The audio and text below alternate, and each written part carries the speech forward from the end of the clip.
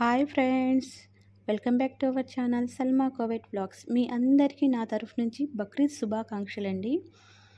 మేక మాంసం కూర, పచ్చని పప్పు కూర, అలాగే చపాతీలు ఈరోజు మా స్పెషల్ అండి. ఇది కోవెట్లో ఇంతేనండి.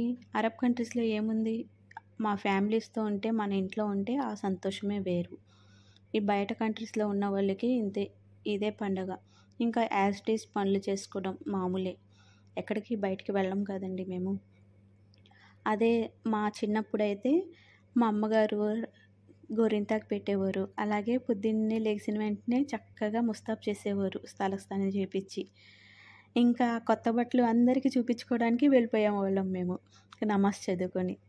ఇంటికి వచ్చిన తర్వాత వేడివేడిగా చక్కగా మటన్ కర్రీ, అలాగే పలావ్ చేస్తారు కదండి. అలా చక్కగా రోజులు గడిచిపోయాయి. ఆ రోజులే వేరు, మన చిన్నప్పుడు రోజులు. చూడండి, ఇప్పుడు పిల్లల్ని వదిలేసి ఈ అరబ్ కంట్రీస్లో ఎక్కడో ఉంటున్నాం. దేవుడి దయ వల్ల ఇన్షాల్లా ఈ 2 సంవత్సరాలు పూర్తయిపోయినాయి. ఈ నెల ఆఖరిలో ఇండియాకి వస్తున్నానండి నేను. మీరందరూ ఈ అరబ్ కంట్రీస్లో ఉన్న మీ చుట్టాలే కావచ్చు, ఎవరైనా కావచ్చండి, వాళ్ళ గురించి ప్రార్థించండి.